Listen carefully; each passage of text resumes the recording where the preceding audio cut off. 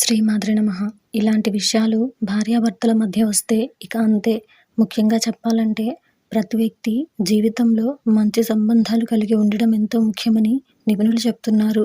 అది మీ కుటుంబం లేదా స్నేహితులైనా కావచ్చు. బాగా కనెక్ట్ అయిన వ్యక్తులు మీ జీవితంలోని కష్టాలలో మీకు తోడుగా ఉంటారు.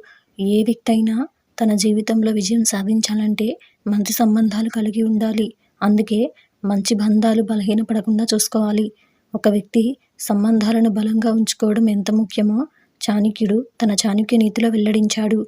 చాణక్య నీతి భార్యాభర్తల సంబంధాన్ని ఎలా బలోపేతం చేసుకోవాలో, వైవాహిక జీవితంలో దృష్టి పెట్టవలసిన ముఖ్యమైన విషయాలను గురించి ఈరోజు ఈ వీడియోలో చూసి వివరంగా తెలుసుకుందాం. అంతకంటే ముందు ఈ వీడియో కనుక మీకు నచ్చినట్లయితే లైక్ చేయండి, షేర్ చేయండి.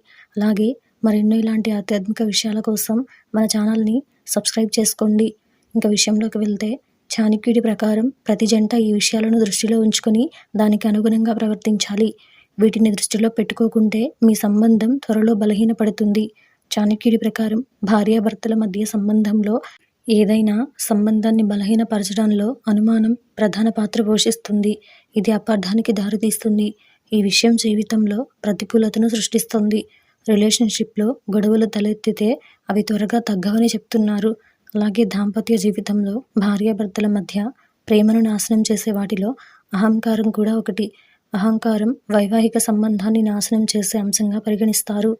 దంపతులు ఇద్దరూ అహంకారానికి దూరంగా ఉండేందుకు ప్రయత్నించాలి. భార్యాభర్తల మధ్యలో అహంకారానికి చోటు ఇవ్వకూడదు. ఇంకా చెప్పాలంటే మితిమీరిన కోపం ఏదైనా సంబంధాన్ని నాశనం చేస్తుందని ఖచ్చితంగా చెప్పవచ్చు. దంపతులు మంచి సంబంధాన్ని కొనసాగించడానికి సహనంతో ఉండాలి. ఓపికగా ఉన్న వ్యక్తి ఎలాంటి పరిస్థితినైనా సులభంగా ఎదుర్కోగలడు. ప్రతి కష్టం నుంచి బయటపడగలరు. క్లిష్ట పరిస్థితుల్లో ప్రశాంతంగా ఉంటాడు.